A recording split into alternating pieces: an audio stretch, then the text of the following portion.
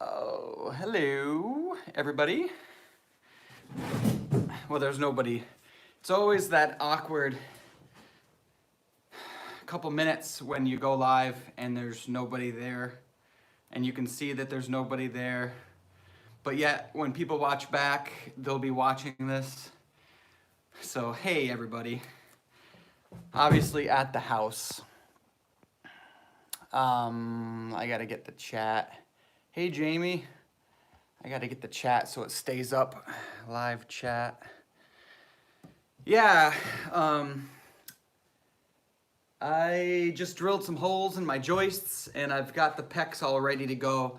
I just need Sarah to get here to help me. Hey, Laura. I got my salvage shirt on. From Finland. Wow. Wow. It's that's the coolest thing about YouTube, is how people can be from literally like all over. Makes sense. Just brings people together from all over the place. Other side of the lake. Yeah. I always call it the other side of the pond. Pretty big pond. I was saying how I've got all my holes drilled for the PEX, and I'm all ready to go. I just need to get Sarah here for some help. And I think in the last video I was trying to be snazzy, and I said I was drilling my holes. Let me show you. My holes through the joists here. You know, you do it.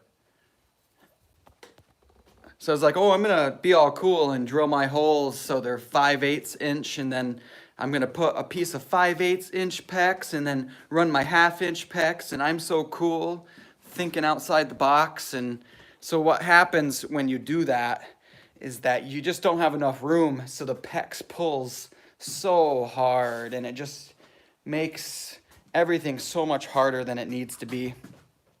So that's a bad idea. Do not do the things I say I do. Because well, I didn't end up doing it, but then I don't really think I showed that on the video how I changed my mind. I actually had to go through with a bit kind of like this. And this is an 1.5 inch bit. 1.5 inch. Yeah. 38 millimeters. And then once I did that, the PEX pulled a little easier. I would never say that it was easy though.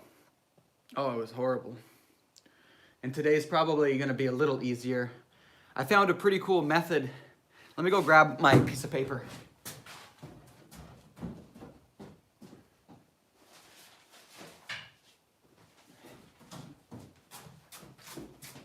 I found a new method to pull PEX on the internet. And I don't know if this is gonna make sense to anybody. Hey, Kristen. If this is where my boiler is in the basement, and then this is the spool of PEX that I'm using, what you do, these are my bays. Each one you can kind of see, hopefully you can see that. When you pull the PEX through, you pull it through, your hole on the left is the best way to explain it. You have 2 holes in each joist, but you pull it through those holes here, and then you loop it, and you just bring it right back to the boiler. And then what you can do is from the spool, you can just pull each of these lines out and loop it, and then you can do this one, and so on and so forth. That's way easier than what Sarah and I were doing last week, where, you know, honestly, I don't even know how we did it last week. It was so messed up. But we pulled basically 200 feet of PEX through, pulled it all the way through, and then we'd have to like pull it out and then go down the bay, pull it all the way through again somehow. It was just like you're doing the work like 18 times. Where this way, once I get the first run done, then it's just gonna be like Sarah on the spool, like making slack, and then I'll be pulling it through. Hopefully that makes sense. Sometimes I feel like a mad scientist when I try to explain something that's in my head. A lot of times I'll get home from work and I'll say something to Sarah that makes no sense to her whatsoever, but in my head, like she doesn't know what I'm thinking. Nobody does. it's hard to explain something when you're not really sure what you're doing. Have all of you checked out Life Alora's channel? If you haven't, I suggest. She just started a really cool project. She's one of my moderators. You'll see her name in the chat. You can click her name and go to her channel, but she redid her old farmhouse, and now they're starting on this huge barn, and I've got barn envy, wicked Laura. My barn's like a 30 by 30, one story, you know, you can't even call it a barn. It's like a garage, basically. I would love to have a big barn like what you've got. It'd be awesome. Maybe someday. I have always thought I could get the Amish to come here and build me like a nice big barn. They put them up in a week around here when they build them for themselves. I just think it'd be kind of pricey. Wow, good evening from Kuwait. You might be the first person I've seen from Kuwait. I didn't really have anything to say. I didn't really have much of a plan. So I was kind of hoping maybe questions. Does anybody want to ask questions or see something in the house? Good morning. Hello. I've got nothing to do for the next who knows how long, probably 20 minutes before Sarah gets here. I've got some family coming here too from Michigan. They're gonna come walk around the apartment side. I can't show you that. Somebody lives there, so. Most excited to remodel. What are you most excited? Most excited. I'm getting pretty excited to do the bathroom downstairs, actually, even though everybody's like bathroomed out. But I am excited to do the bathroom downstairs because I've got some, I'll show you here, Kristen. You probably have seen this, but some people haven't. In my big barn garage, I've got a whole bunch of this. It's wicked heavy. This is inch thick Travertine, hopefully I'm saying that correct, marble that I got from an old church in Plattsburgh, New York. And this is the coolest salvage material that we have been able to find. And I've got a lot of it. And we're gonna be putting that on the walls in the bathroom downstairs. So I don't know, I guess I'm really excited about using this, even though I think it's gonna be kind of hard to do. That you can see the old method, the way they did it. You can see these little daubs, and it's called like the dab and daub method or something. Dab and daub, daub and dab, I don't know.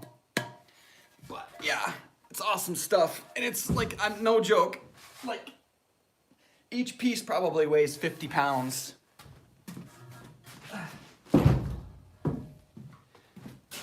I saw a couple questions there. I apologize. They go so fast on the screen. So I did see one person ask if the holes compromise the joists, and I would have to say logically yes, but I don't think an 1.5-inch hole in my joists for this house are 8.5 inches by 3 inches, and they're well, I don't really know what they are. It's hard to tell. I think they're red oak. Some of them you can definitely tell are oak because they, like the ones I sanded, or they're hemlock. But either way, it probably hurts a little bit, but not enough to, you know, make the house move or shift or, you know, anything like that. It's, you know, I think you can cut 1/3 of the joist away before you start really compromising things. Well, if you like my t-shirt, you could actually go to my Teespring account and purchase one. It helps the channel out in a fun way, you know. My friend Ian did the art on this, and I think correct me if I'm wrong, I think Laura, you bought one, I can't quite remember. I think they're $17. Hey CJ, I'm excited. CJ, Mallard 5 Farmhouse, he also has a channel. He's one of my moderators. And how long do you think the floor heating project will take? Well, I think today, If I can run this last run today, that would, okay, so then I'd run the run. Tomorrow I'll probably hook everything to the boiler and pressure test it. I've got, what do I have? Pressure testing, they say to do it for 48 hours. That's a long time when you only work weekends. So yeah, so if I get the last run today, and then I'll hook the boiler up tomorrow, and then you use this thingy, you put air, I don't know, never done it. So then I'll have to let that sit for 48 hours. So then next weekend, I'll probably check it every single day during the week because I'll be way too, excited to see if I lose pressure somewhere. But once I know that I'm good on the pressure, then next weekend I'll be able to just, all I got to do is hit a couple buttons and I'll be able to fill the lines with water and get the boiler going. So yeah, one more weekend. What R value, exterior walls? Okay, so yeah, I have 3 inches of foam on all of my exterior walls, and then I'm gonna be putting 5.5 inches of Roxol insulation, and I believe that's gonna end up being an R40 something.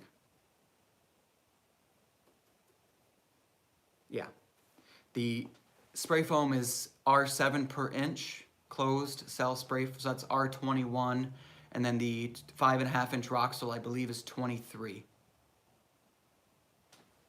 R5000. It might as well be, honestly. The R, I believe that stands for resistance, and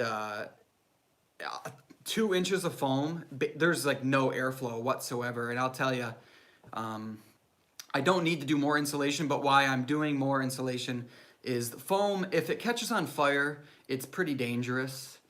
So you want to put up something that's a fire break. And I am going to have sheetrock on most of these walls probably, which is a fire break, I believe. But the Roxol is a really good fire break. Roxol does not burn. You can just take a blowtorch and torch the Roxol. Plans for the kitchen. We do talk about the kitchen, Sarah and I.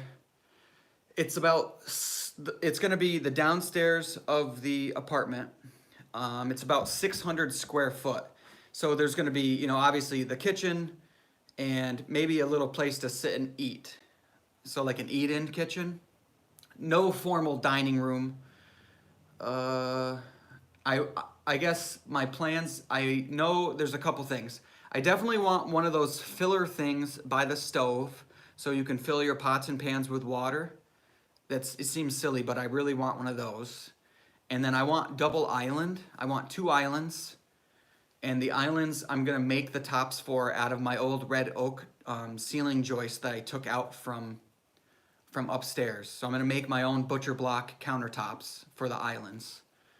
We may do concrete countertops for everything else. I have not decided that. Yeah, the pot filler.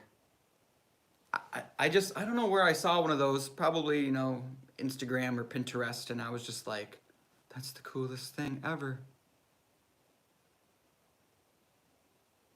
Yeah, it's gonna be a big kitchen. And, and another thing, I can show you this. Right through this window, give me a second, it'll focus in. That little room right there, this thing, that's an old outhouse. Yeah, like an old 3-hole outhouse. And it's probably 8 by 8 in there. And if I can, what I'd like to be able to do is from the kitchen, break through and put a door and then make that outhouse part of the house, insulate it and everything, and have that be a pantry. I think that'd be pretty cool to use it. Those are big plans. I don't know if that's even possible, honestly, because, you want to make sure it's insulated and structurally sound and all this kind of stuff, but that's my plan. Next plan for the renovation. Well, once I get the in-floor heat done, then I'm gonna start the ceiling here in the downstairs. I'll show you that. And it means more to you if I show you, right? Yeah, you can see like all of this strapping I put in a long time ago. I'm sure there's a couple videos on that. that got this ceiling all at one single plane. So all the way from, sorry if I'm shaky, all the way from this beam here, so this way, all the way over, and then through here. The bathroom's here on my left, so that ceiling also, and then the hallway. That's what I plan on doing next. The only reason why I didn't do the ceiling is the obvious reason is Sarah decided that she wanted in-floor heat for the upstairs bathroom laundry room, so I was like, well, I got to do that first. And then for the ceiling here, I've kind of decided that I'm going to do wood on the ceiling. It's like 2 1/4 inch thick red oak that I bought salvaged from somebody. I'm gonna put that up. I really like the look of a wood ceiling when it's painted white. I think it looks cool and old, and I don't know. I don't mind sheetrock. I'm not like a sheetrock snob. Obviously, the whole upstairs is sheetrocked, but why do you not have any of your extended family helping you? That's a good question, Ryan. I guess what I always say when someone asks that, because people at work ask me that too, is that when we decided to buy this house and undertake such a thing, I just saw that as like my decision. And though I think sometimes my family thinks that they would like to help me, it's a lot of hard work, and they've got their lives and kids, and my parents just both retired. My dad's not in the best of shape as far as his knees and stuff go. And, you know, I just kind of saw it as like my decision, my mess. And they've been here to help little things here and there, but nothing crazy. But yeah, so it's my mess, and I don't want to make them feel like they're obligated to come help. Are you going to do a mud room? Not really a mud room per se, but there will be for the main entrance of the house, which will be the kitchen. There will be like an area that's tiled, and then a pretty good sized closet where you can come in and put your jackets, put your shoes, stuff like that. So not a room, but you know, a space for that. I think that's a smart thing to have in a house. My kids come inside all the time with their boots on and everything like that. So yeah. My grandpa, you know, I haven't seen him in a while. We just celebrated his 90, I always get his birthday wrong, but he's 94, so he just turned 94, and we had a little birthday thing for him. Would you consider renovating the addition next? So in order to move in, Dawn, all I feel like I need to do is get the stone side done. Once the stone side is done, I'm gonna make a makeshift kitchen in this little living room that I'm in now. I kind of designed it all like that, or at least thought about it. This wall here to my bathroom, it's 2x8s, and right below here is all my main plumbing and everything. So what I'm gonna do is temporary plumb in a sink right here, and then I'm gonna probably run some temporary electrical lines, and you know, so we'll have like a little bit of kitchen space, maybe put the fridge here, who knows. Very small, you know, like everything maybe on roller carts. Wow, this is a mess. Sorry, guys, that's messed up. So yeah, makeshift kitchen. So like once we have the makeshift kitchen, you know, the laundry will be all hooked up. I think I've said this stone portion of the house is about 1,800 square foot, which is bigger than our house now where we live. And so we'll move in here, and then I'll start the renovation of the other side of the house. And I expect that to go quite a bit faster because I'll be able to go over there once I get the kids to sleep and stuff. I'll be able to go over there and work a little bit every single night, as long as I can do that physically and not work myself to death. Because, for example, like when we used to have our restaurant, we were on Main Street first, and I had to move the restaurant because my landlord, long story short, my landlord was like, I'm not renting to you again. He didn't like the way I was running the business because it used to be his business. Long story short. So I had to find a place to move. I had 30 days to move the restaurant, and I had to completely change this building from a video rental store to a restaurant. And I worked day and night, and I was going to college at the same time, and we were still running the restaurant. Long story short, there, I lost like 30 pounds. I didn't have 30 pounds to lose, but I think what I'm getting at there is like, I can work an unhealthy amount. So I need to be careful, like when we move in here and I go to do the kitchen, I need to still pace myself. Because the only way that I'm not losing weight and not eating correctly and stuff while working here is that it's only weekends. I hope that makes sense. I'm a rambler, if you haven't noticed yet. I think I edit my videos very well to hide the fact that I'm a rambler. Sorry if I missed questions too, guys. I know there's some questions coming in and I'm missing them. But yeah. So if I had to guess, I think that we're probably a year and a half away from having the stone side done. I'm comfortable enough to where, you know, I can say that. Any plans to paint the outside of the house? Probably. I'm gonna have to, right? The other side of the house has wood siding, and so yeah, I don't want to do vinyl. I want to keep it wood. I don't know what it looks like over there yet, so as I take some samples, I'll be able to know if I need to do, you know, like all new plywood and house wrap and new siding, kind of like what CJ is doing at Mallard 5 Farmhouse. I may have to completely re-side. Do you think you have to change? Yeah, probably, I don't know. Like I said, I haven't really investigated the siding much over there.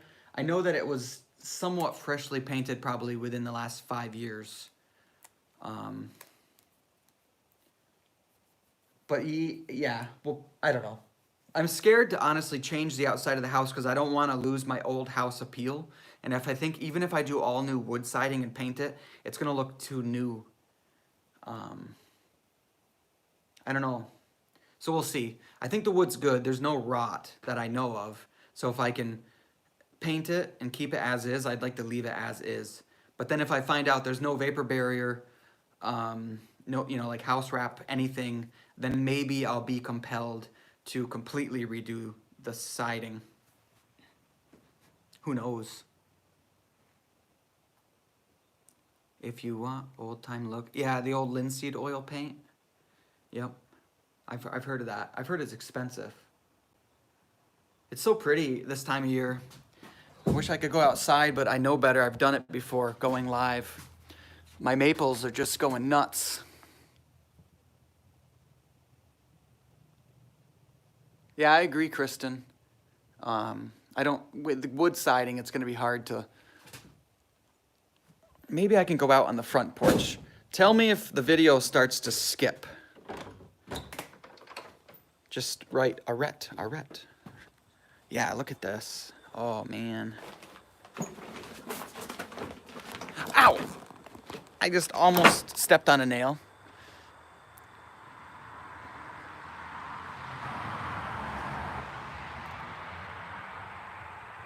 Isn't that? I can't wait until I can sit on this porch and just drink some coffee. Yeah, there's a lot of leaves. I'm not one of those people, surprisingly. I'm not one of those people that feel like I need to rake the leaves up and get rid of them. If we rake them, it's always just to put them in a pile and jump in them. Yeah, look at this nail. That's really dangerous, Lucas. That about...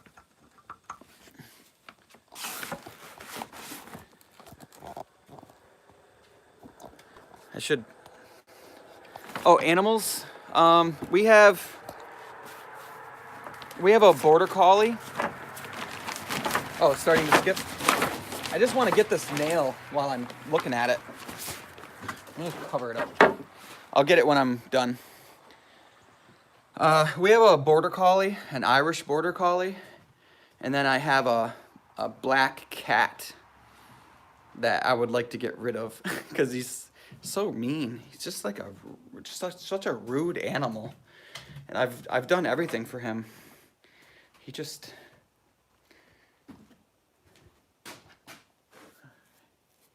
doesn't treat me very good. You know, Don, funny story. Yes, I've had a tetanus shot because I may or may not have put my hand into a lawnmower as it was going about 2 years ago and, you know, nipped off the end of my finger. So the first thing they did with that is give me a tetanus shot. I was going to show you more. I can show you more of the... These leaves haven't completely changed yet. I mean, most of you probably know, but we're in the Adirondacks in upstate New York, and up actually in the park, they're at peak right now, which is amazing. Like my sister, when she just got married, was pretty much peak in the area that we were, and it's just, you know, it looks like the woods are just on fire, like red and yellow and orange, and it's just amazing. If you live around here, you have to like your seasons, because we obviously have 4 full seasons, and summer is the shortest of the 4 of them. Winter's probably the longest, it seems it sometimes. Yeah, that's Murphy doing the backflip, Don. Yep. My cat is not a good mouser. My cat's super lazy, and he just, you know, if you don't feed him, like, he'll try to attack you, like through the stairway spokes, you know, like you'll just be walking up at night and he'll just like reach through and try to gouge your eye out. My story with him is that he's my $700 free cat, because I did a fundraiser for the Humane Society. I sat on my restaurant roof for 24 hours. In the wintertime, I sat up there in a cardboard box and, like, you know, just bundled up, and people would come in to see me and donate money. And so I raised enough money to where they felt compelled to give me a free cat. And I took the cat that was there the longest, because if they're there for too long, they can get destroyed. So I just said, I want the cat that's been there the longest. And it ended up being this black cat. And within a week of getting him, he ate dental floss, which then made me have to either decide to let him die because he was going to die, or get him a surgery that was $700, where they had to cut him all open, take all the dental floss out. And so we did the dental floss surgery. I don't regret it. He's part of the family, but, you know, so much for free, right? Oh, shark on. Murphy was our first pet, with like Sarah and I, like where we went out and actually bought a border collie. Yeah, he's got nice teeth. He likes flossing his teeth. Yeah, Murphy was our first. Yeah, we've had him for probably 8 years or so. I guess Murphy was the animal that we got to test whether or not we wanted to have kids. I think people do that, where you get a dog first. And you're like, yeah, how much harder can kids be? Quite a bit harder. Oh, I thought Sarah would be here by now, but she's got to get the kids ready. It takes a long time. My mom and uncle and everybody will probably be here before she... I gotta turn my camera off. Just had my camera on, like, literally the whole time. So something came up for sale on Craigslist. I'm supposed to go look at it today, but I just don't know how I feel about it. But, you know, I had a tractor at one time, and we sold it. I didn't owe any money on it, so I was just thinking that money in my bank account was probably a little bit more needed than the tractor. And then ever since I sold it, I've missed it every single day. So on Craigslist, somebody is selling an excavator, which seems completely ridiculous to buy, but it's a really good deal. It's a Kamuatsu.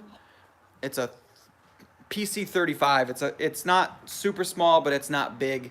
And he wants $14,000 for it, which is a lot of money. Obviously, I'd have to finance it, which we don't like to go into debt, but it's one of those deals where I could buy it, use it for a couple of years, and then sell it for basically what I've got into it. So yeah, we have just so much land. I can show you from the upstairs windows, because then I won't lose reception.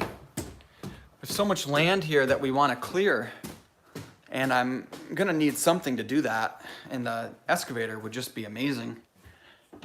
I've used one time, and it was just a joy. It's so weird when I come into the bathroom, it like smells nice, and just, okay. Yeah, so, ooh, it's bright. So you can see that dead tree way over there. That tree way over there is basically where I can clear to. So if you think about all this brush and the sumac and you know, all this stuff that's grown up, all that could be yard or garden or whatever. There used to be a building like somewhere around in there. I have a picture where it shows the old building. So there's an old foundation over there that I need to move, but yeah, it's pretty cool. I can actually get you guys right out the window. Look at that.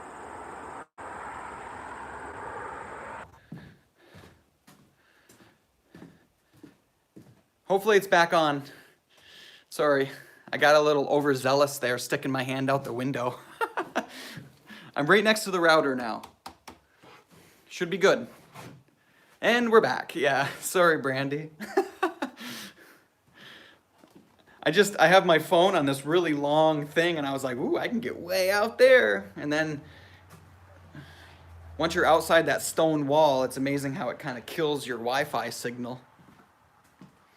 So yeah, long story short, I keep saying that, but lots of land to clear, and an excavator would just be a lot of fun and make it a lot easier.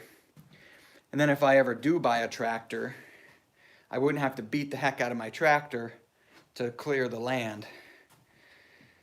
So I don't know.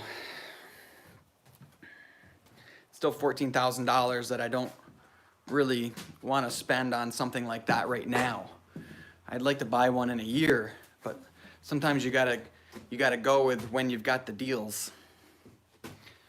Look at this. This is cool. You see my barn. The roof, see how wonky that roof looks? Yeah. It's been like that since the day we bought the house, so I'm not worried about it collapsing. But we did buy, you can see them right there, the black tarpy thing. Those are my new trusses. So I've got somebody coming to replace the trusses on that barn, which is going to be a job and a half. And he should be starting that next week. Neighbors. That's a great question. Not really, you know. I'm going outside, but so kind of over there, see that like light color? That is a grown up field. And there's a tiny house somewhere over there somewhere. And there used to be somebody that lived in it, but then one day he just kind of like stopped showing up. So yeah, there's a tiny house way over in the woods over there. And then my next neighbor would be at least 3/4 of a mile that way. And then going this way, there's probably a neighbor about a mile away. I wish I could show you more of the trees. I don't know. That's why I live here.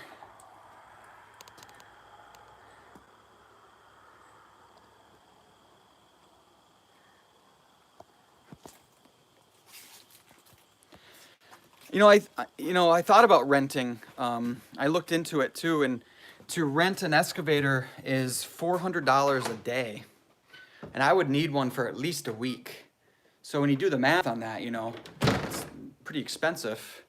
Where this excavator, I don't need to get into the details of it really, but it's only got 3,000 hours on it. It's a 2003. It's a really good deal, and if I use it, if I maybe get lucky and don't break anything, then I can literally sell it for what I pay. And then, in a way, I'm kind of saving myself that $3,000 rental fee. I don't know if that makes any sense. Then the flip side is you buy it, and then the track breaks, and it costs you $5,000 to fix the tracks, and then, then it ends up being one of the worst decisions I've ever made. So yeah, that's where I'll probably overthink it, and he'll sell it to somebody else. Hey, Cindy. Yeah, I like to go live. Some YouTubers that I've talked to, not CJ and Mallard 5 Farmhouse and Life Alora are always down to go live. But some other ones I've talked to, they don't like to go live. They feel like it puts too much pressure on you to, I don't know, maybe act a certain way. I don't know. That's where if you just are yourself, then you don't have to worry about it. But I know the last time I went live, I did lose quite a few subscribers, but I lose quite a few subscribers every time I upload a video. It just kind of happens. It's the nature of the beast where you have people subscribed, and then I think a video shows up on their feed, and if they haven't watched them in a while, or they're just kind of sick of seeing you upload, then they unsubscribe. I do that. I watch YouTube way more than I'm on YouTube uploading. I don't know, I subscribe to a lot of channels, and every now and then I'll go through and kind of purge. If I haven't watched a video in a while from somebody, and I kind of fall out of love with their channel, then I prefer to unsubscribe versus having it show up in my feed. Yeah, Sophie, I appreciate that, and I see you comment quite a bit on all my videos too. It's just the nature of the beast, I think I just walking in circles. For a project like this and sharing it the way I do, it takes a special person, I think, to want to commit to such a thing. I have a couple channels that are doing similar things as this, and I've been watching them for years as they build their houses and get moved in and do these projects, and sometimes they make a lot of progress, sometimes they make a little bit of progress, but I like keeping up with it. So I am the type of person that can do that, but not everybody can. Yeah, that's the thing. People, everybody's got lives. When I get busy, then I don't watch a lot of YouTube. I might just take a break, a week or two break. My last couple videos haven't done as well as some, but again, I don't get caught up on the analytics of things because the way I look at it, it's like, I know that I've got a really good solid core of people that I've gotten to know that I look forward to seeing their comments and keeping them updated on the project. If a video, like YouTube, it's such a business. They email you, and they'll say like, your last video is doing 37%, worse than your last video, and maybe you should try doing this instead because this video did better. And it's like, never once, and I don't ever plan on doing this, have I tried to upload a video to just get views. I've never, like, I could probably make a video where it's like, radiant heat ruined my house, and I don't know, like clickbait. And I'm not doing that. That's not the kind of views I want. I don't want to just try to get a whole bunch of views and make ad revenue that way. I would rather just show what I do, and for those of you that want to watch, and it is supporting the channel, and it's supporting us because we do make a little bit of ad revenue. but it's more about, for me, it's like, you guys keep me motivated. Termites? Oh, thank God we don't have termites in this area. So yeah, I don't know. I like you guys. I like uploading and watching the comments, and it's just, it really keeps me moving. Everybody always asks, like, oh my gosh, how do you keep doing it? How do you, every single weekend for 3 years? Like, but I don't know. I look forward to coming here and recording and like going live. I do have a really good fan base. It's amazing. Sarah and I were just talking about that last night. You know, that, it took me, oh, I don't know, a year and a half or so to get 1,000 subscribers, which for some reason in your head, that's the number you want to get to. And it took me a long time to get there. And then the channel grew pretty quick. And we got a huge shout out by Homemade Homes, which really grew the channel quickly. And I was like, but I don't know, I guess I just don't really pay attention to it too much, honestly. If I only had like 100 really good subscribers right now, and I've been posting for 3 years, I'd still be posting, because those 100 people are like my root team, and I love sharing this, the old history of the house and the decisions that we're trying to make. I love sharing that. It's fun. And I mean, video editing too, like, I'm really into like the cameras and the equipment and editing. I don't know. I've found that it's a really fun hobby for me. So I like it. I like that. And it came in handy when my sister just got married last weekend. I was able to bring my really nice camera, and I have a little gimbal for my cell phone, and I got some really good footage of her wedding, and I'm going to be able to edit a video for her. So, I don't know. It's just kind of like a fun skill. This is I gotta stop pacing. What happened when the house is done? Yeah, I don't know. I haven't really thought about that. I mean, I haven't. I'd like to see what happens is, like, right now my channel, if we want to call it that, like, as a business in a way, like, I have tons of I thought I just heard somebody pull in.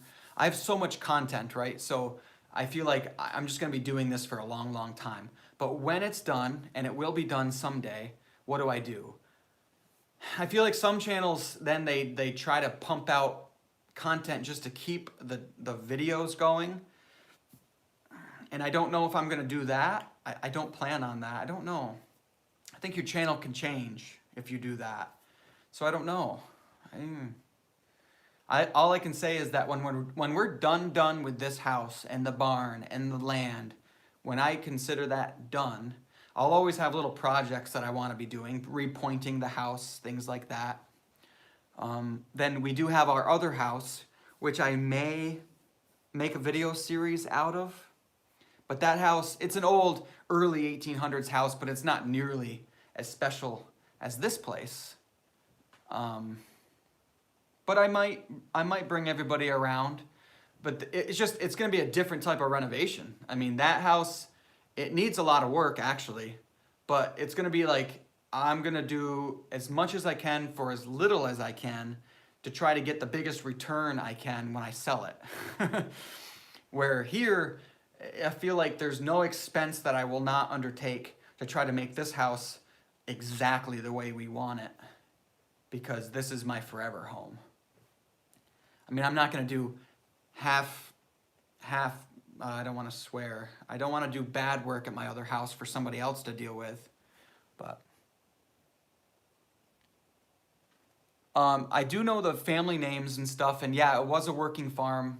I'm going to completely change. I'm going to go to my questions here, but yeah, there was 130 acres here for the original family, and they did farm it, and I believe the house was farmed right up until the middle of the 1800s or even more, but it has not been farmed for a while. I don't know if we're gonna do another Halloween episode. That was fun.